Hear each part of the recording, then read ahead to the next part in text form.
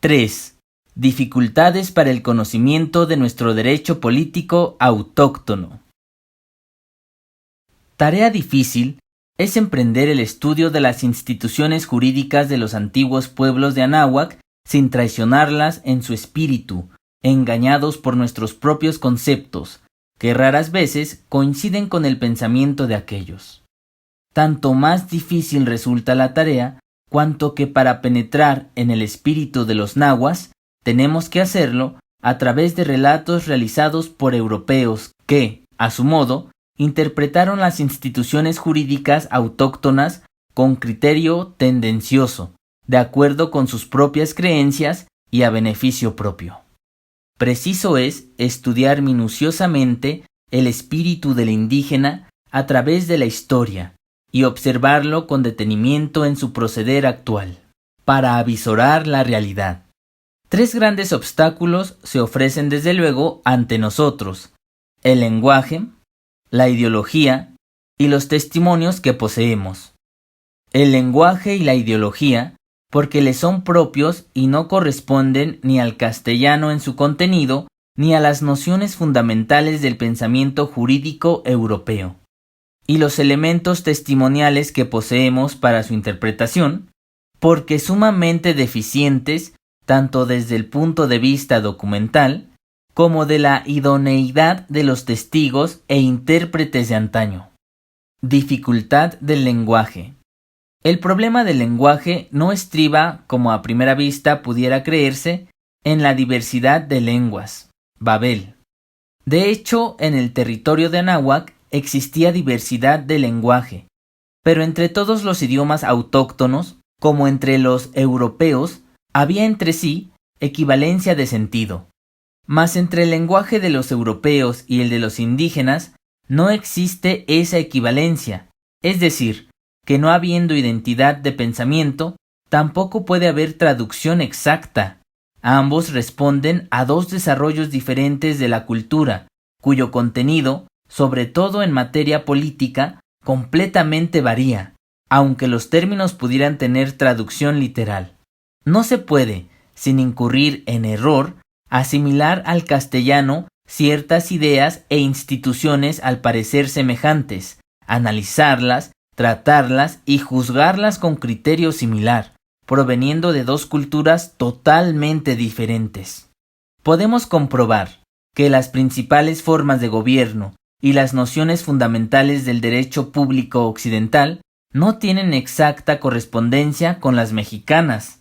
Así, la noción de reino o imperio, que implica el desarrollo de un conjunto de instituciones diversas y ciertas ideas acerca de la soberanía, etc., en México antiguo no corresponde a la idea faraónica, romana, bizantina, carolingia, napoleónica, iturbidiana, victoriana o maximiliana de la misma. Tampoco podemos confundir al Huey Tlatoani, gran ministro de la palabra, con un rey o emperador, ni encontramos denominación para el Cihuacóatl, gemela en el poder, o serpiente mujer, ni confundir la triple alianza de los grandes señoríos con una unión de voluntades procedente de un simple contrato o tratado, ni hablar de soberanía, de confederación, autonomía, nobleza, esclavitud y otras nociones fundamentales de la ciencia política sin hacer la reserva necesaria que exige el criterio de la cultura autóctona. Es de suyo impropio usar términos idénticos para fenómenos que se registraron en pueblos y épocas diferentes, pero se agrava la dificultad tratándose de 2 culturas distintas. Sin embargo, dicha dificultad se allana conservando en lo posible los nombres originales o con el empleo de vocablos que los sustituyan, pero siempre con la debida reserva, aclarando diferencias y similitudes de fondo y aún de matiz, tomando siempre en cuenta su significado ideológico particular.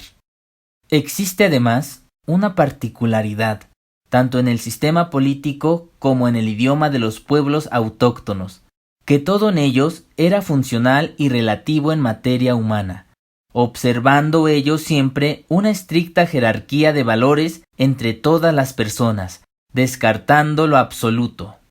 Clavijero, profundo conocedor del lenguaje y de lo nuestro, nos lo explica. El modo de hablar en el mexicano es diverso, según la calidad de las personas con quienes se trata y de quienes se habla, añadiendo a los nombres, a los verbos y a las proposiciones ciertas sílabas significativas de respeto. Tachtli es padre, Amota, vuestro padre, Amotaxin, vuestro señor padre. Tleco es subir.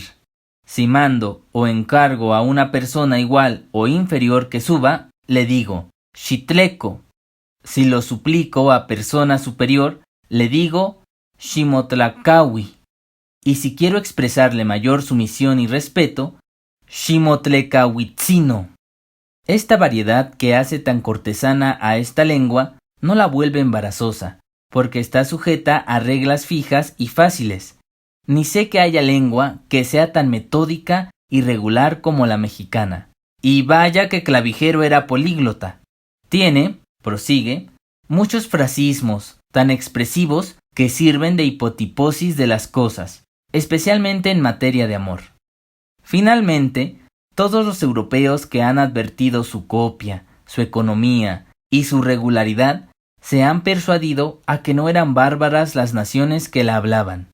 Esta movilidad del lenguaje y de sus instituciones, debida a dicha relatividad, carente de lo absolutismo, propia de su pensamiento, difícil de estereotipar por su rápido desarrollo verdaderamente vital, presenta reales obstáculos para su determinación exacta en formulismos jurídicos occidentales. Dificultad ideológica. Si el lenguaje requiere cierto esfuerzo de la adaptación para la comprensión del indígena, tanto más lo exige la necesidad de plegar nuestro espíritu a una realidad que se presenta como diferente a nuestra propia ideología. En el estudio de las instituciones mexicanas, para no traicionarlas, ante todo debemos compenetrarnos del hecho evidente que estamos frente a una cultura original, diferente de la occidental, cuyo desarrollo obedece a un principio integral y procede de distinta economía, en el que se funde en un todo armonioso e imposible de deslindar, porque sus elementos se implican unos a otros, lo que para nosotros sería ciencia, religión, derecho, costumbres, milicia, comercio físico, administración, vida social y Estado. A esta dificultad de carácter técnico, más que otra cosa, habrá de añadirse la necesidad de doblegarse a los principios rectores de la mentalidad indígena, ya de carácter filosófico, religioso o jurídico, para aquilatar las consecuencias prácticas a que dieron lugar en sus propias instituciones. En efecto, las creencias religiosas responden siempre a soluciones ideales o supuestos de problemas que el hombre se plantea y resuelve de acuerdo con su propia ideología y que, en la práctica, se traducen en instituciones y costumbres de carácter social e individual. No siendo el presente un estudio de religión, tan solo señalaré en su caso aquellas creencias que tuvieron especial influjo en la vida jurídica autóctona, principalmente las relativas al origen de la vida humana y a los fundamentos de la autoridad. La filosofía, reflexión del espíritu sobre sí mismo, como debe fundarse siempre sobre realidades históricamente comprobables y no en especulaciones o supuestos, afecta directamente al desarrollo de la actividad humana, determinando los hechos con sus principios. Importa, pues, considerar el pensamiento náhuatl para aquilatar con justicia sus instituciones jurídicas.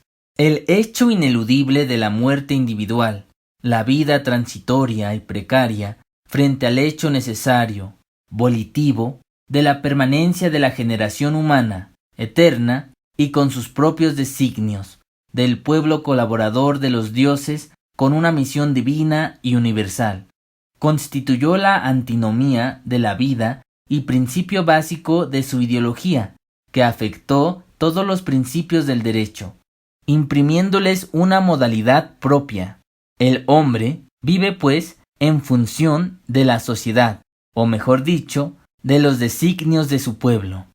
La dualidad, el origen de la vida y principio del poder, se manifestará como indispensable para la armonía de poderes, lo mismo que la doble dualidad, símbolo de perfección, Nahui, Nahua, Anáhuac, 4, perfecto, completo. Así que sus ideas genético-matemáticas contribuirán poderosamente a la determinación no sólo de su ciencia y religión, sino también de su organización política. Su genio supo inventar una aritmética original, una lengua perfecta en su género, una religión práctica, buscando a sus dioses, superhombres, entre los astros del firmamento o en los principios filosóficos del universal concreto. Tloque Nahuaque, Ipalnemowani, Intloque Innahuaque, el dueño del cerca y del junto, de lo concreto y de lo universal. Diríamos ahora Ipalnemowani, aquel por quien se vive. Y crear en un solo sistema, unidas, la cosmogonía, su teogonía, su cronología y su epopeya a una forma propia y adecuada de organización política. Y lo que se dice de los nahuas puede expresarse de los demás pueblos de Anáhuac o de Onohualco, mayas, etc. Pues como dice Clavijero, las naciones que ocupaban estas tierras antes de los españoles, aunque muy diferentes entre sí en su lenguaje y parte también en sus costumbres, eran casi de un mismo carácter. Al examinar el funcionamiento del poder supremo de los Cihuacóatl, Hueytlactuani, Tlatocati y Altepet, y del llamado Consejo Supremo o Tlatocan, veremos la importancia que revistió para ellos la matemática, buscando un equilibrio de fuerzas políticas, no dependiendo de arios ni de persas, como los occidentales, y con estos Montesquieu, los indígenas no reverenciaron trinidades, ni buscaron tres poderes en un equilibrio de fuerzas, pero sí lo buscaron en un poder doble asistido de 5 consejos de 4 consejeros cada uno, formando el Tlatocan, integrado en su conjunto de 13 personas, con el Hueytlactuani, gran señor de la palabra, equilibrando de 2 en 2 a los representantes de los intereses políticos, administrativos, militares, científicos y religiosos, desempatados siempre por el inapelable poder supremo doble. Cifras todas que corresponden a su cronología, cosmogonía y teogonía como básicas. 2. Porque es doble el principio y el poder, concepción genética. 4. Los dioses principales que siguen del dios doble, sol, luna, lucero y tierra. Los elementos, fuego, agua, aire y tierra. Las estaciones del año, las semanas del mes, etc. 5. Los dedos de la mano, los días de la semana. 13. Las trecenas del calendario, los ciclos y los lugares del más allá, etc. Basta con esto para comprender que tuvo también influjo sobre ellos el empirismo matemático, y que no es criterio suficiente para juzgar del adelanto político de un pueblo el concepto matemático, o sea, el que divida sus jerarquías con distintas matemáticas, considerando el aspecto genético macho-hembra, de las que empleó Montesquieu en su proceso trinitario, de carácter lógico en sus 3 momentos, pasado, presente y futuro, y unilateral, considerando solo el proceso de la ley. En cuanto al derecho, esencialmente consuetudinario, íntimamente ligado a la ciencia, a la religión y a la filosofía, cuyo desarrollo concomitante al de la ideología general se confunde con la historia y la vida misma de la sociedad, por lo que hay que hacer un estudio previo acerca de esta para poder comprender ese derecho y organización política que forma cuerpo y casi se identifica con ella. Para los pueblos autóctonos, no cabían diferencias entre los intereses de la religión, los del gobernante, los del individuo o los del Estado. Todo se regía armónicamente en la vida humana por la costumbre, que espontáneamente se amolda a las necesidades humanas, porque responde al interés concreto y general de la sociedad. No habiendo contradicción entre creencias y costumbre, entre religión y ciencia, ni entre gobierno e iglesias, existía una unidad infinitamente más estrecha que en la que damos en llamar unidad nacional. Y es de tal manera distinta de esta que no es dable compararlas, como no se comparan alcornoques con manzanas. Es además erróneo buscar en sus instituciones jurídicas, como lo hacen algunos autores, ideales que ni siquiera concibieron y que, por ende, menos podían perseguir, tales como los ideales democráticos de Pericles o de Platón, o para algunos los de Washington. Tan manifiesta es esta unidad cultural que distintos autores, al estudiar la organización azteca, según el ángulo en que se colocan, igualmente afirman que constituyó una sociedad militarmente organizada, un campamento militar, que lo era en función del culto, en función de la explotación agrícola, o en función de la ciencia astronómica, o sociedad de conquista tributaria o fiscal y mercantil, etc. En realidad, lo era todo, porque siendo radiación de una cultura integral, eminentemente original y en función del medio, su vida arraigada profundamente al territorio por las costumbres y el derecho local, debía responder a todas las necesidades en pleno desarrollo, de acuerdo con las circunstancias históricas y las determinaciones económicas. En un pueblo eminentemente consuetudinario, en el que las actividades religiosas, políticas, económicas y científicas se identifican en un solo bien del cual depende la vida y la muerte de todos y cada uno de ellos, el bien de la colectividad, el de la patria, es imposible determinar con exactitud el ámbito de cada una de las funciones políticas de sus miembros, pues revisten a la vez caracteres sagrados, de utilidad y de necesidad, y menos se pueden establecer demacraciones y linderos con ideas políticas que ellos mismos ni siquiera podían concebir, pues cuando la división del trabajo no está muy desarrollada, las atribuciones y funciones del individuo se ven confundidas, sin diferenciación, como lo está un gallo en el huevo, y mucho más lo están cuando la sociedad misma persigue en todos sus anhelos un ideal al que todos y cada uno, en su función humana, deben tender y procurar realizar. No es, en consecuencia, por medio del estudio de doctrinas políticas, como se puede llegar al conocimiento de la organización Mexicoacolhua-Tecpaneca, sino por el análisis de la actuación práctica de los nahuas, por el estudio de sus costumbres y desarrollo de sus actividades, ya que la historia demuestra un adelanto extraordinario en el desarrollo jurídico y político de estos pueblos. Dificultad documental y testimonial. Sabido es que los nahuas poseían dos sistemas instrumentales para la transmisión de sus tradiciones: el sistema oral, como lo emplearon muchos pueblos a pesar de tener escritura, los griegos y los hebreos, por ejemplo, y el sistema de pinturas jeroglíficas, que requerían especial preparación, tanto para hacerlas como para interpretarlas. Ambos sistemas se complementaban y eran motivo de principal estudio en los Calmecac y en los Telpuchcalis, escuelas cuya organización después veremos. La enseñanza oral. Sus pinturas, afirma Clavijero, no deben mirarse tanto como una historia ordenada, cuanto como un recuerdo y apoyo de la tradición oral.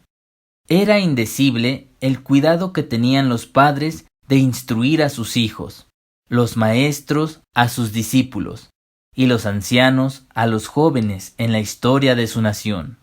Hacíanles aprender de memoria los razonamientos que no podía expresar el pincel. Poníanles en metro los sucesos y enseñábanles a cantarlos.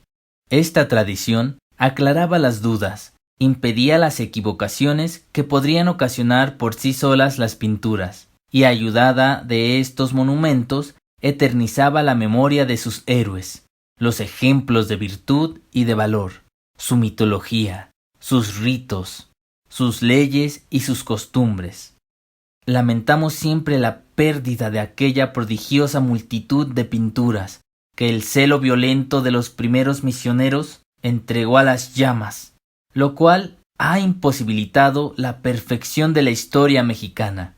No solamente se sirvieron aquellas naciones de la tradición de las pinturas y de los cantores para perpetuar la memoria de los sucesos, sino también, antiguamente, de hilos de diversos colores y diferentes anudados que los peruanos llaman quipu y los mexicanos nepohualtzitzin. La tradición no es, como se cree ahora, un simple recuerdo del pasado o la repetición mecánica de actos, sino era toda una organización en la que casi todos participaban bajo vigilancia de ministros de la palabra, que velaban por la exactitud de la transmisión, siguiendo reglas adecuadas, infinitamente mayor que nuestras organizaciones de prensa, y de una eficacia increíble.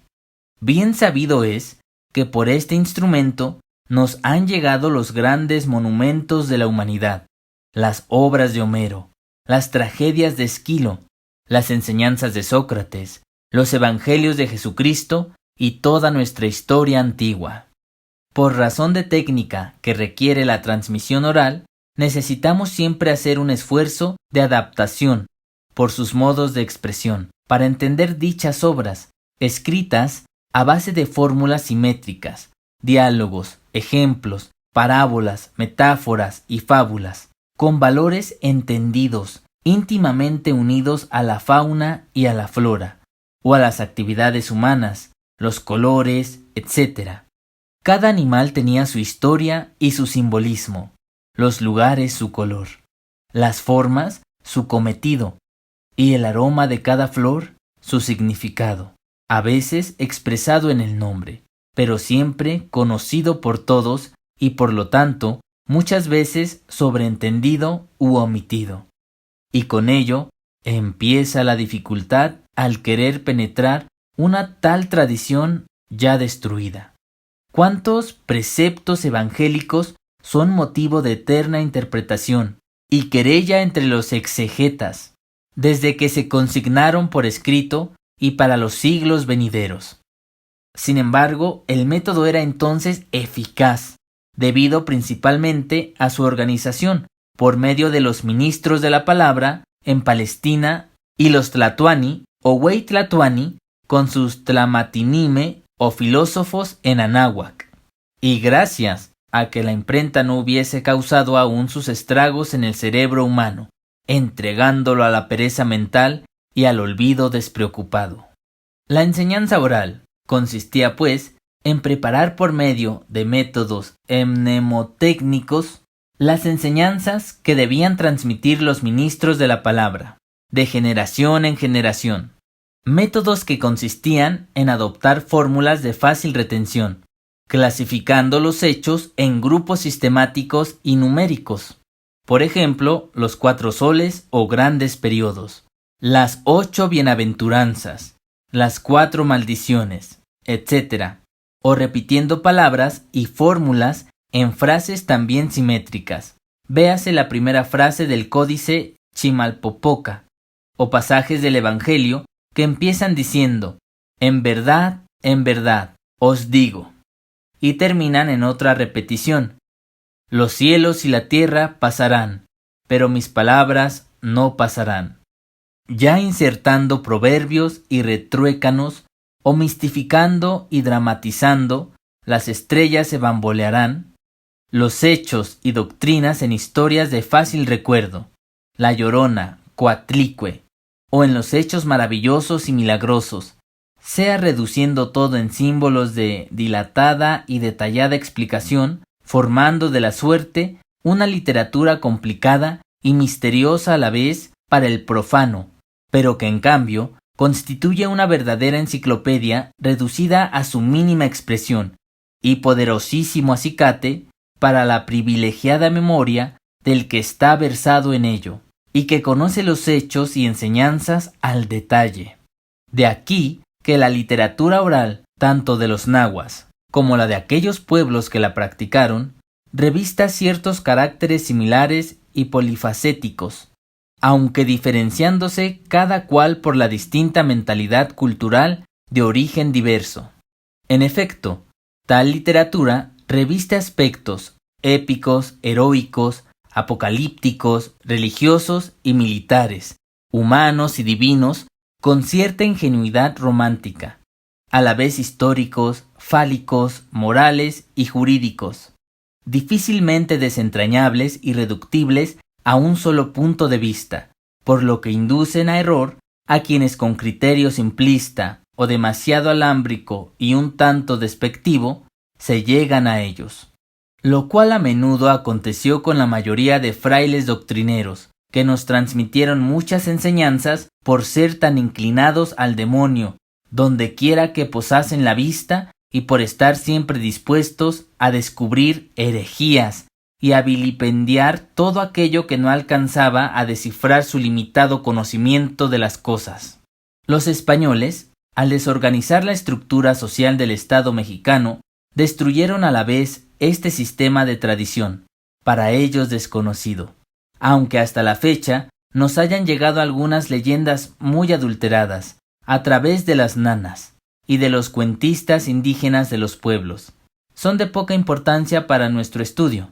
Tales son las historias de Coatlicue, La Llorona, a que hicimos mención, la de Juan Guarín y de los nahuales, etc. Sin embargo, las tradiciones recogidas por los frailes del siglo XVI tienen suma importancia, aunque vistas por ellos con cierta repugnancia y desprecio, tamizadas por el temor de la censura eclesiástica y sin la preparación adecuada para recibirlas. No obstante, ello se nos permite vislumbrar a través de ellas la riqueza de su perdida grandeza. Documentos y testimonios. Las pinturas jeroglíficas. Usaban los mexicanos, dice Clavijero, en sus pinturas no solamente de las simples imágenes de los objetos como han pensado algunos escritores, sino también de jeroglíficos de caracteres.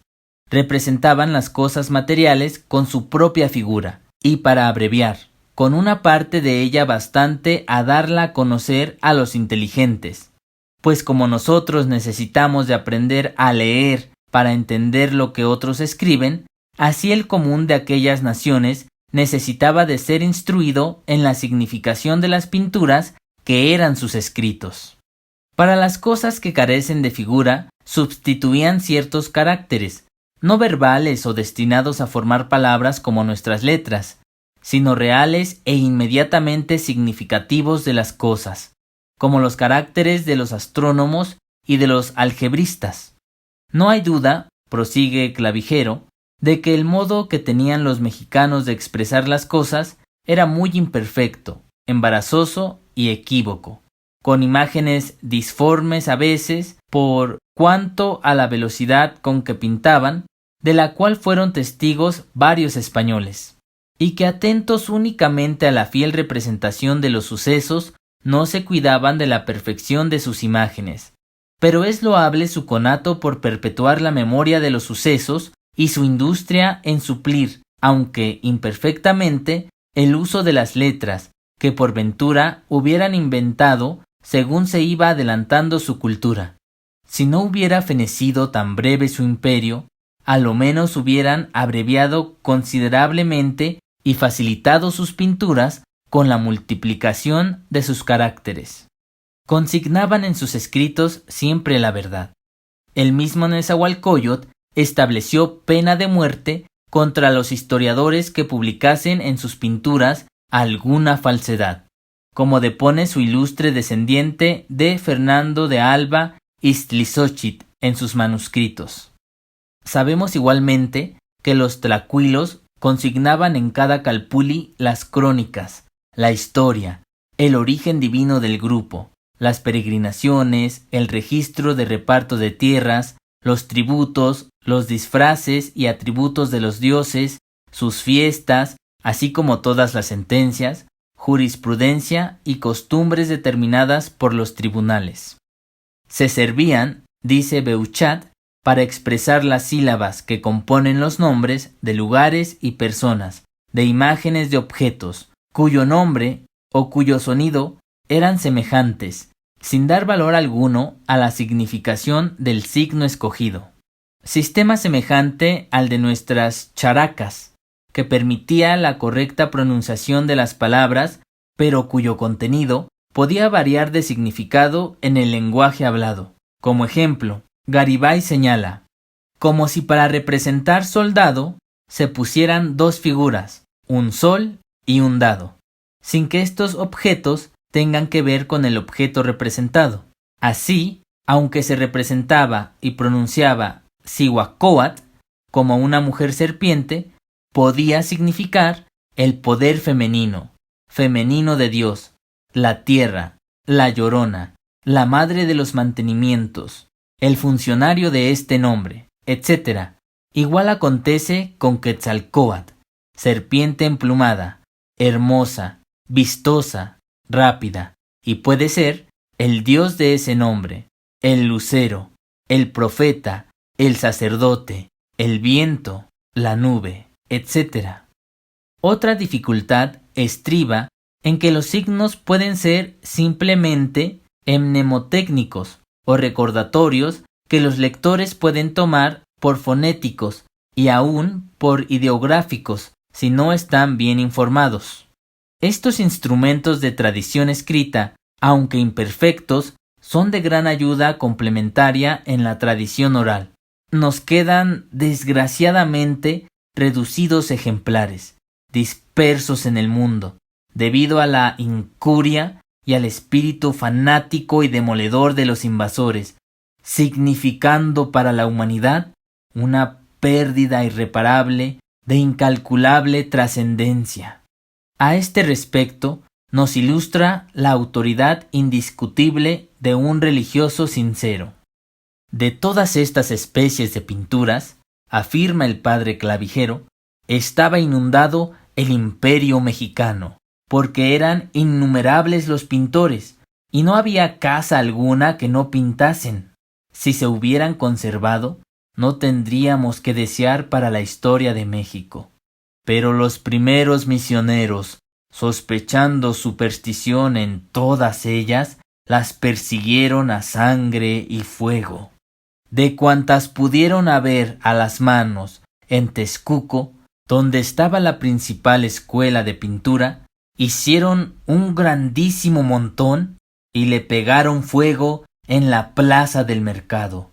Fue lamentable esta pérdida que sintieron después los mismos autores del incendio y repararon en cuanto pudieron, recogiendo con diligencia las pinturas que se habían subtraído del ardor de su celo para subsidio de la historia.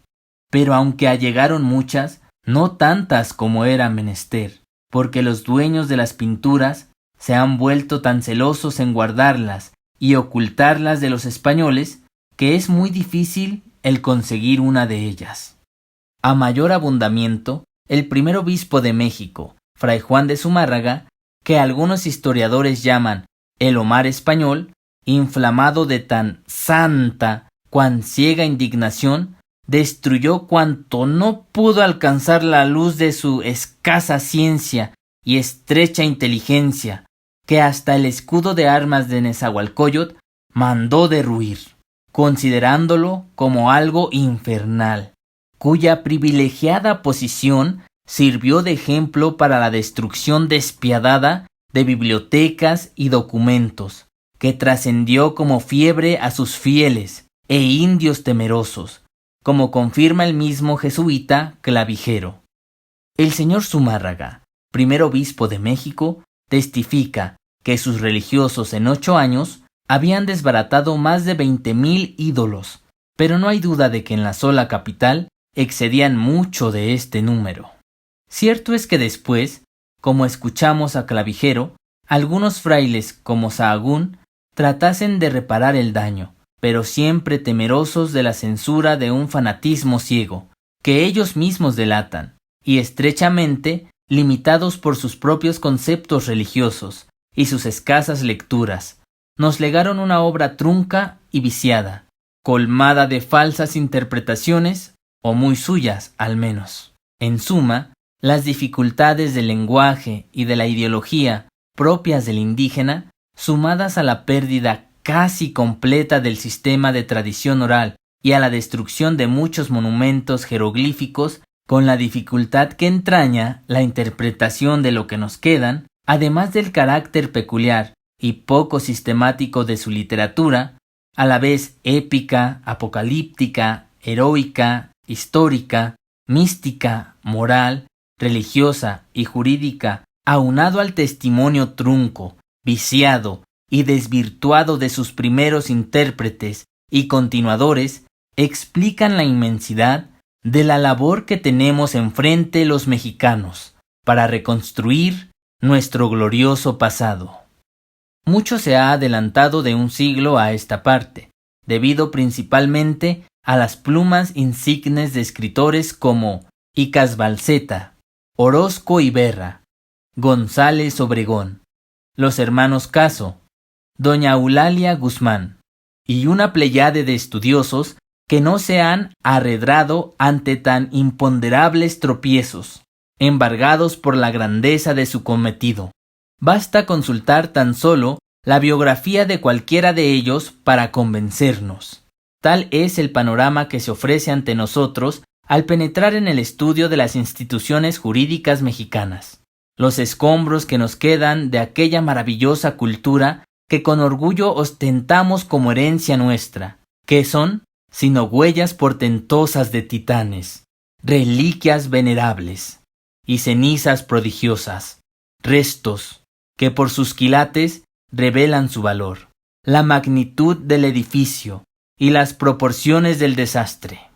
Pero sería vanagloria el resucitar hechos por exaltar nuestro pasado, si no fuera con el deseo de comprender mejor el interés actual de nuestra patria, no olvidando a esa mayoría demográfica de esa raza arqueológica, a la que se refiere don Antonio Caso, y que forma el meollo de nuestra evolución social.